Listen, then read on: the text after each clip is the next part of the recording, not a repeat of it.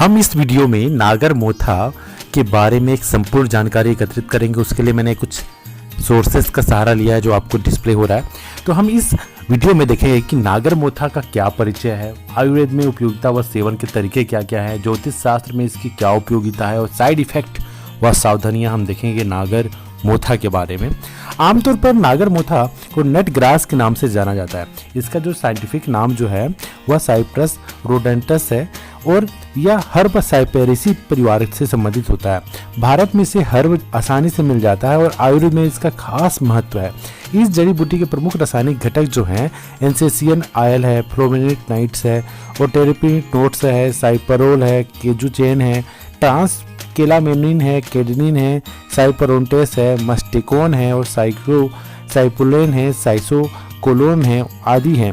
और शोध के मुताबिक जो है इस हर्ब में एनाल्जेसिक और डायरेटिक और कृमिनाशक, एंटी इंफ्लेमेटरी, एंटी डाइसेंट्रिक, रोगाणुरोधी गुण पाए जाते हैं जो कई रोगों में छुटकारा दिलाने में लाभदायक है। आखिर देखते हैं कि जो नागर मोथा जो दिख रहा है हमें जड़ी काम आती कुछ।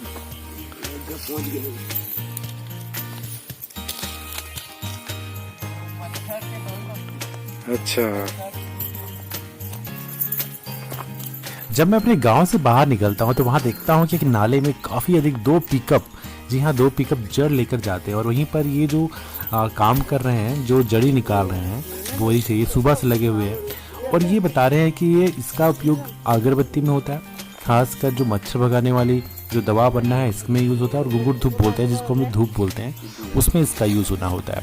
आखिर मैंने जानने का प्रयास किया कि आखिर ये कौन सा जड़ है, क्या है। तो मैंने बहुत सारे रिसर्च किए, मतलब मैंने पढ़े और आखिर मैं कुल नतीजे में ये पहुंचा जो मैं आपको साझा कर रहा हूँ, अपने अनुभव को शेयर कर रहा हूँ कि नागर मोथा 3 प्रकार के होते हैं, जैसे कि मोथा हो गया, नागर मोथा हो गया, केवटी मोथा हो गया। जो नागर मोथा का जो पौधा होता है कोमल होता है, पतला होता है, सुगंधित होता है और घास की तरह छोटा होता है। नागर मोथा का जो तना है जमीन से ऊपर सीधा, तिकोना और बिना शाखा का होता है, जैसे कि आपको दिख रहा है। और नीचे जो कंद होता है जिसमें प्रकंद जुड़े होते हैं ये गुच्छेदार होते हैं और ये सफ़ेद रंग के होते हैं। आपको तो ये कत्थे रंग का दिखेंगे मगर सफ़ेद होते हैं। और ये जो नाले होते हैं, नदी होते हैं, वहाँ पर पाए जाते हैं। लेकिन बाद में जो रेशेदार जो भूरे रंग के और पुराने होने पर लकड़ी की तरह कठोर हो जाते हैं इनके जो जड़ होता है। इसके जो पत्ते विभिन्न प्रकार के लंबे होते हैं, पतले होते हैं, घास जैसे कमज़ोर होते हैं। इसके जो भूमि में रहने वाले जो हिस्से में अंडाकार, सुगंधित, बाहर से पीले रंग के दिखने वाले और अंदर से सफ़ेद दिखने वाले अनेक कंद लगे होते हैं। इन कंदों को ही नागर मोथा कहते हैं। और ये जो कंद दिख रहा है ये ओरिजिनल नागर मोथा है। बाज़ार में तो बहुत अधिक दूसरे नागर मोथा मिलेंगे, जैसे कि जो बाज़ारों में बिकता है उसको साइप्रस डिफ्यूज वही होता है जो इसका सामान दिखता, मगर उतना बेनिफिट्स नहीं होता जो बाज़ार में महंगे दामों में बिकता है। जैसे मैंने बताया कि अमेजन में ये 600 रुपये किलो पाउडर मिलता है इसका नागर मोथा का। मगर ये बताया गया कि नागर मोथा शुद्ध ना होकर उसका जो विकल्प आ गया है उसका होता है, मिक्स हो सकते हैं, मगर ये तो शुद्ध है यहाँ पर। और ये नागर मोथा का जो प्रजाति है काफ़ी अच्छा है। नागर मोथा के प्रकंद सुगंधित होते हैं और लेकिन इसके प्रकंद जो होते हैं, मतलब कंद जो होते हैं, नागर मोथा से कम गुण वाले होते हैं जो बाज़ार में मिलता है, मार्केट में मिलता है। और वाकई मैंने इस कंद का उपयोग किया तो वाकई बहुत धीमी खुशबू के साथ आंखों के रोग में नागर मोथा के जो फायदे हैं उसको देखते हैं कि नागर मोथा को बकरी के दूध व जल में घिसकर आंखों में काजल की तरह लगाएं। जो ये प्रकंद दिख रहा है उससे लगाना है। इससे आंखों में होने वाले जो जलन है, लालिमा है, कालापन व रात में कम दिखने की बीमारी को भी ठीक कर देता है। ये नागर मोथा की जड़ जो है, नागर मोथा प्रकंद का काढ़ा बनाकर ठंडा कर लें और उसे आँख को बकाया छींटे मार के धोएं तो इससे नेत्र रोग में लाभ होता है। दांतों के रोग में नागर मोथा के जो लाभ है उसको देखते हैं कि नागर मोथा के साथ हम क्या करेंगे। सौंठ है, हरितकी, मरीच हो गया, पीपली हो गया, वाय विडंग तथा नीम को पीस ले।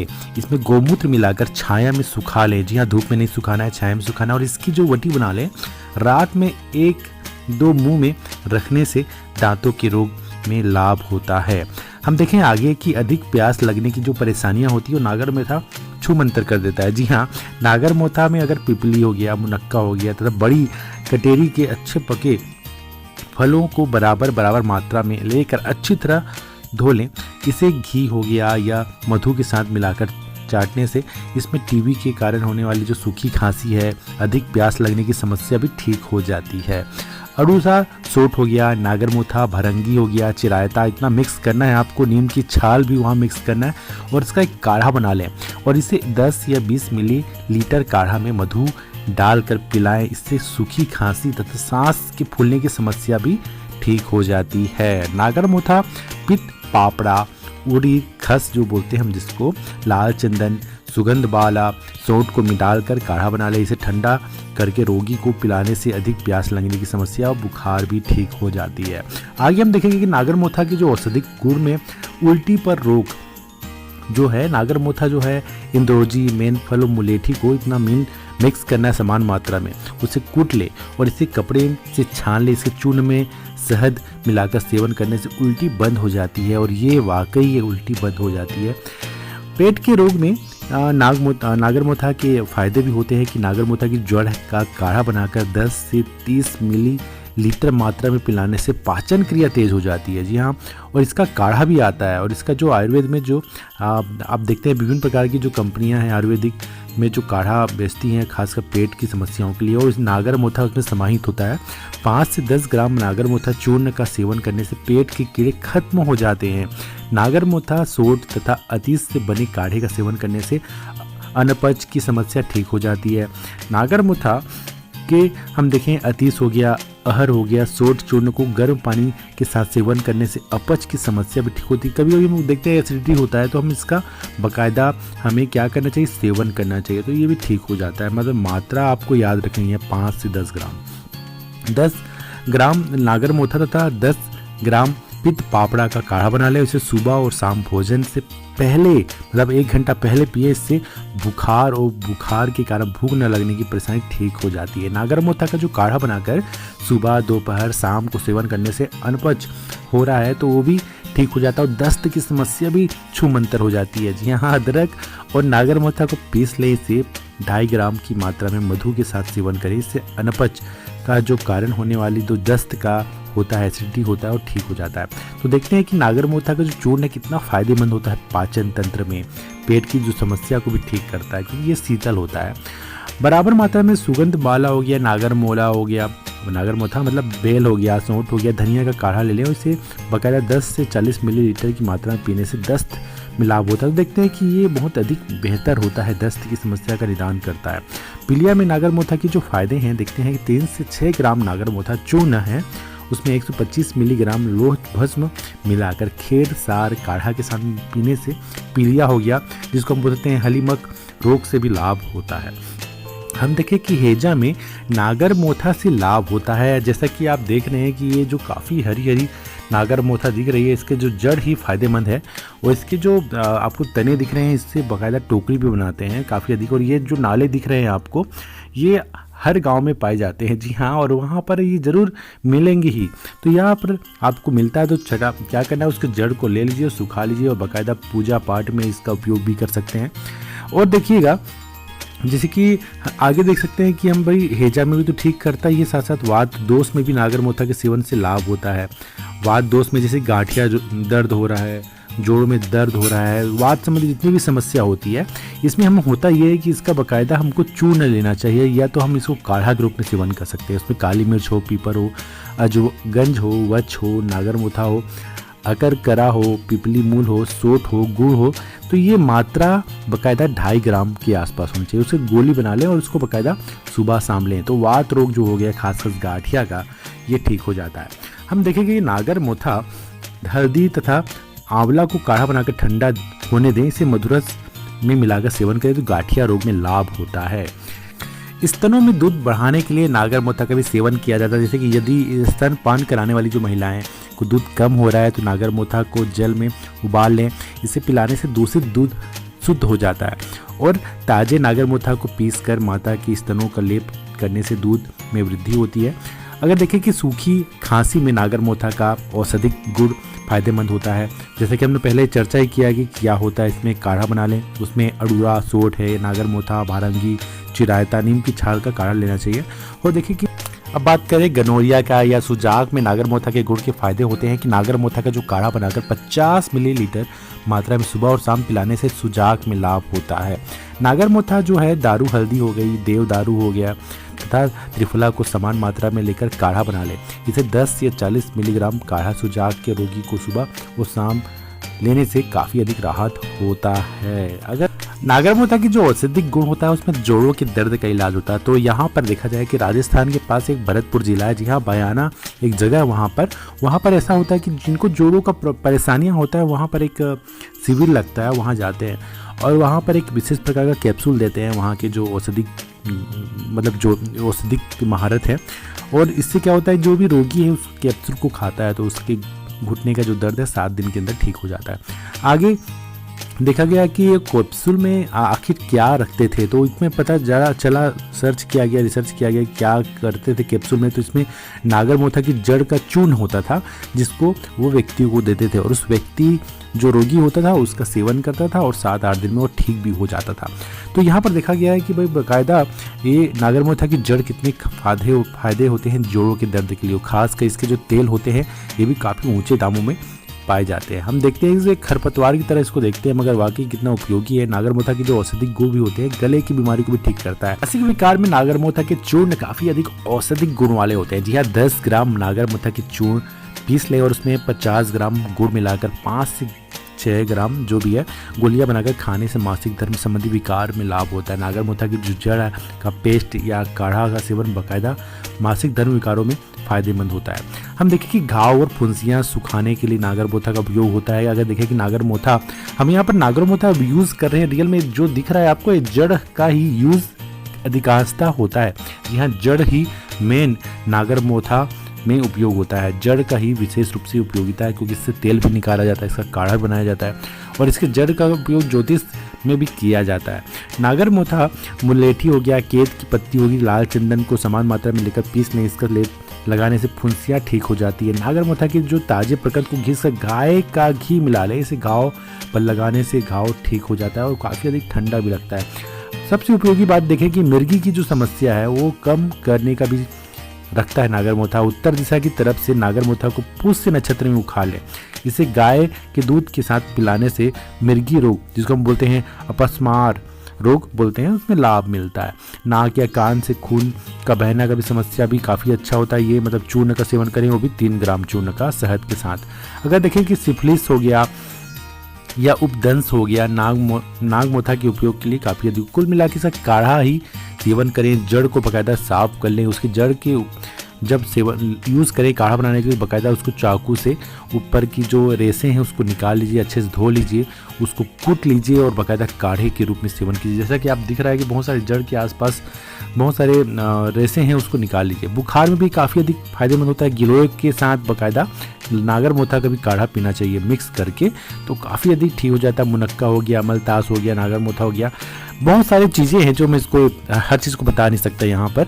तो कुल मिलाकर देखा गया है कि इसके जो काढ़े हैं, काढ़े का जो सेवन नागरमोथा काढ़े के साथ आप गिलोय का भी सेवन करते हैं, उसमें सोंठ डाल दिए, चिरायता डाल दिए, पित्त पापड़ा डाल दिए, तो बाकायदा 10 या 20 मिलीग्राम की मात्रा में आप बाकायदा सुबह सेवन करें तो बुखार में लाभ होता है। टाइफाइड बुखार में भी नागरमोथा के उपयोगी होती है। जितने भी देखा गया कि आयुर्वेदिक क्षेत्र में जो ग्रामीण क्षेत्र में है वहाँ पर इस तरह का उपचार करते हैं कि बाकायदा उसमें गिलोय या सोंठ या धमासा, आंवला, 2 कटेरी नीम की छाल, भृंगराज को समान मात्रा में काढ़ा बना लें और 10 से 20 मिलीग्राम मधु के साथ पिलाने से टाइफाइड भी दूर हो जाता है। कमजोरी दूर करने के लिए भी नागरमोथा का जो सेवन बाकायदा अच्छा माना जाता है। जैसे कि बोला है खून की कमी है या शारीरिक कमजोरियाँ है, कमर का दर्द हो गया, सूजन हो गया, तो बाकायदा नागरमोथा की जड़ का पेस्ट बनाकर या काढ़ा बना के वाकई सेवन करें। मूत्र रोग में भी नागरमोथा के फायदे होते हैं। तो यहाँ पर देखा गया कि छाछ के साथ नागरमोथा के चूर्ण का सेवन करने से पेशाब खुलकर आता है। तो पेशाब से संबंधित जो भी रोग होते हैं नागरमोथा का प्रयोग करने से पहले किसी आयुर्वेदिक चिकित्सा से जरूर सलाह लीजिएगा। भाई बिच्छू के डंक मार देता है बिच्छू कभी कभी, और जहर को उतारने के लिए भी नागरमोथा का प्रयोग किया जाता है। देखा गया है कि इसके जो जड़ को बाकायदा कूट लें, पीस लें और बाकायदा वहाँ पर जहाँ पर काटा गया है वहाँ पर लगा ले तो आधे घंटे के अंदर थोड़ा सा राहत मिलता जरूर है। मगर बाकायदा चिकित्सा के पास तो जाना ही पड़ेगा, डॉक्टर के पास जाना ही पड़ेगा। मगर आपको इसका एक ऑप्शन है भाई, इसका भी आप जड़ का उपयोग कर सकते हैं। नागरमोथा के उपयोगी भाग कौन कौन से हैं, तो देखा गया है कि उपयोगी भाग जड़ ही है। इसकी जड़ में कसेरों की भांति एक कंद निकलता है जिसे नागरमोथा कहते हैं। स्वभावतः होता यह है कि नागरमोथा की जो तासीर है शीतल होती है। नागरमोथा के फल में एक सुगंधित तेल होता है। नागरमोथा में प्रोटीन, स्टार्च और होता है और कार्बोहाइड्रेट भी होता है। इसमें देखा गया है कि नागरमोथा दीपन मतलब बोल सकते हैं कि पाचन शक्ति को बढ़ाने वाला होता है, भोजन को पचाने वाला होता है, खून की बीमारी हो गई उसको भी दूर करने वाला होता है, प्यास हो गया, यहाँ तक ज्वर कीड़ों को नाश करने वाला होता है, सूजन को कम करने वाला होता है, स्तनों में दूध की वृद्धि करने वाला होता है, गर्भाशय का सिकुड़न को भी ठीक करता है, पेशाब को बढ़ाने वाला भी होता है। देखते हैं कि स्मरण शक्ति हो गया, शक्तिवर्धक हो गया ना, और बहुत सारी चीज़ों में इसका उपयोग होता है। ज्योतिष में भी इसकी काफ़ी अधिक उपयोगिता है। शनिवार का दिन अगर पूजा पाठ करके आप सुबह तकरीबन 8 बजे के पहले इस जड़ को उखाड़ लें और उखाड़ने के बाद काले वस्त्र में इसको बांध लें और इसके अपनी भुजाओं में बाकायदा धारण कर लें। और भुजाओं में धारण करने से पहले कुछ मंत्र है राहु और केतु का, उससे आप बोल लें, कम से कम 1 जाप कर लें। उसके बाद धारण करें तो काफ़ी अधिक बेहतर होता है। काल सर्प दोष भी, बाधाएं भी दूर हो जाती हैं, राहु केतु की समस्या भी दूर हो जाती है। जी हाँ, चिंताओं का हरण हो जाता है और स्मरण शक्ति बढ़ जाती है, धन दान मिलता है। तो इस प्रकार देखा गया है कि भाई नागरमोथा की जो जड़ है इसके धारण करने से काफ़ी अधिक बेहतर इलाज हो सकता है, जो भी रोग बाधाएं दूर हो जाती हैं। जैसा कि आप देखेंगे कि इसकी जड़ की जो कीमत है 400 रुपये है। आप जब देखेंगे नेट में सर्च करेंगे तो ऐसा होता है। तो ज्योतिष को अगर मानते हैं तो इसका धारण करें। बाकायदा पूजा पाठ विधि विधान से शनिवार को ही धारण करना बेहतर माना गया है ज्योतिष पुस्तकों के अनुसार। नागरमोथा का उपयोग करने से पहले किन बातों का पता होना जरूरी है, तो देखते हैं कि अगर आप गर्भवती हैं या बेस्ट फीडिंग करा रही हैं तो सावधानियां बाकायदा रखिए कि आप इसका जड़ को बाकायदा उपयोग कर रही हैं तो बाकायदा डॉक्टर की सलाह ले लें। फार्मासिस्ट हो गया, हर्बलिस्ट हो गया, उनसे बात कर ही लें। आप किसी दवाई का सेवन कर रही होंगी तो बाकायदा परमिशन ले लीजिए। भाई आपको किसी भी प्रकार का एलर्जी है तो भी, अगर आपको कोई अन्य बीमारी या विकार है तो भी इसका बाकायदा पूछ परख कर ही सेवन करें। और इसके अलावा देखा गया है कि अगर आपको निम्नलिखित में से कोई भी समस्या है तो आपको नागरमोथा लेने से पहले सावधान होना चाहिए, क्योंकि डॉक्टर की राय लेनी जरूरी है। भैया अगर ब्लीडिंग विकार हो गया, खून के थक्के बनने की प्रक्रिया धीमा हो कर देता है, नागरमोथा जो होता है खून का थक्का बनने में धीमा कर देता है। इसके अलावा देखा गया है कि चोट लगने पर, नील पड़ने पर या जिन लोगों को ब्लीडिंग विकार है उन्हें अत्यधिक रक्तस्राव होने की संभावना बढ़ जाती है। हार्ट रेट को कम करता है, ये हार्ट बीट को कम करता है। डायबिटीज़ की बात करें तो यह ब्लड शुगर लेवल भी कम करता है। तो यहाँ पर देखा गया जिसको मधुमेह की बीमारी है और इसका सेवन करे तो बेहतर होता है। नियमित रूप से ब्लड शुगर की जांच भी कर लें, तो इसका सेवन करें तो बाकायदा जांच कर ही लें 5-10 दिन में। भाई जो ब्लड लेवल है या ब्लड शुगर लेवल जो उसको बाकायदा जांच कर लें, क्योंकि ये जो जड़ है यह डायबिटीज़ पेशेंट लोगों के लिए रामबाण है। जी हाँ, रामबाण है। और बाकायदा इसका सेवन करें एक लिमिट मात्रा में। जी हाँ, बताया काढ़ा के रूप में देखा गया तो 10 मिलीलीटर का ही सेवन करें मधुमेह रोगी, और बाकायदा 10 दिन के अंदर इसको बाकायदा अपना टेस्ट करवा लें कितना ब्लड शुगर लेवल है। और देखा गया है कि जो नागरमोथा आंतों में रुकावट पैदा कर देता है, जिन लोगों को पहले से ही समस्या है तो उनको भी बाकायदा देखना चाहिए। पेट का जो अल्सर है उसको भी बाकायदा ये परेशानियों का सबक हो सकता है। फेफड़ों में पानी भरने की जो समस्या है तो बाकायदा नागरमोथा का सेवन गर्मी के दिनों नहीं करना चाहिए, क्योंकि ये जो इसकी जो प्रकृति होती है शीतल होती है तो बढ़ा सकता है। इसके अलावा देखा कि नागरमोथा का जो प्रयोग करने वाले लोग हैं सीजर्स की समस्या बढ़ सकती है। जी हाँ, सर्जरी की बात करें जैसे कि ब्लड शुगर हो गया, ब्लड क्लॉटिंग हो गया, कम हो सकती है। इसके अलावा हम देखें कि ब्लीडिंग हो रहा है तो उसमें भी ये काफ़ी अधिक होता है। डोज देखें तो सही मात्रा में ये अधिकतम जो है 20 मिलीलीटर से अधिक नहीं होनी चाहिए और मिनिमम 5। तो बेहतर माना गया है कि आप 10 तक ले लें तो बेहतर होगा, क्योंकि इसका जो रूप है जड़ या पाउडर तेल के रूप में नागरमोथा का उपयोग किया जाता है और इसका तेल काफ़ी अधिक महंगा मिलता है। तो इस वीडियो में हमने देखा कि नागरमोथा के क्या आयुर्वेदिक गुण होते हैं। इसके अलावा देखा गया इसका क्या क्या उपयोग होता है। इसके पत्तों का बकाया टोकरी बनाया जाता है, हेड बनाया जाता है, मेट बनाया जाता है। तो काफ़ी अधिक खुशबूदार जड़ भी होता है। इसका परफ्यूम में, साबुन में, टेलकम पाउडर में भी उपयोग होता है। तो इस वीडियो में सिर्फ इतना तक।